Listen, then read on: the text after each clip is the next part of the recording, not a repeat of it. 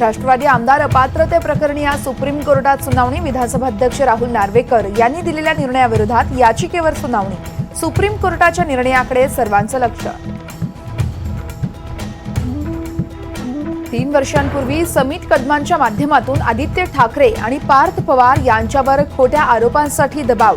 अनिल देशमुख यांचा गौप्यस्फोट, तर फडणवीस यांनीच समीत कदमांना पाठवल्याचाही देशमुखांचा आरोप। अनिल देशमुख यांनी केलेल्या आरोपांमध्ये तथ्य असल्याचं संजय राऊतांचं वक्तव्य। समीत कदम याला वाय दर्जाची सुरक्षा का, राऊतांचा सवाल।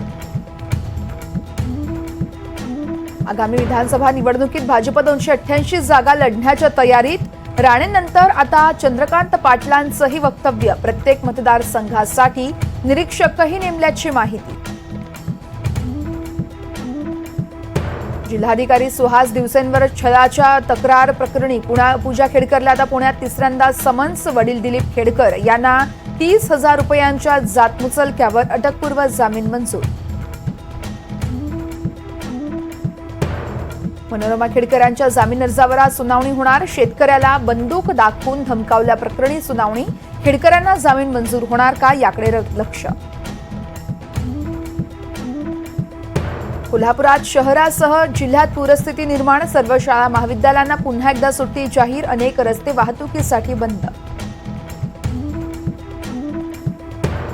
जळगावातील हतनूर धरणातून पाण्याचा विसर्ग सुरूच। 8 दरवाजे 2 मीटरने उघडले। तापी नदी पात्रात 31,077 क्युसेकनं पाण्याचा विसर्ग। मुंबईकरांवरील 10% पाणी कपात आजपासून मागे। पाणी पुरवठा करणारी तलावं ओव्हरफ्लो। धरणांमध्ये 73% पाणी साठा। पुण्यातील बाबा भिडे पूल पुन्हा एकदा पाण्याखाली। खडकवासला धरणातून 18,491 क्युसेकनं विसर्ग सुरू। वाहतुकीसाठी रस्ता पूर्णपणे बंद। बंदी असलेल्या ब्लू व्हेल गेमच्या नादात 15 वर्षीय मुलाची आत्महत्या। 14व्या मजल्यावरून उडी मारून संपवलं जीवन। आजपासून पुण्यात मध्य रेल्वेचा 3 दिवसीय मेगा ब्लॉक घेतला जाणार। इंटरलॉकिंग कामांमुळे 60 गाड्या रद्द झाल्याची रेल्वे प्रशासनाची माहिती।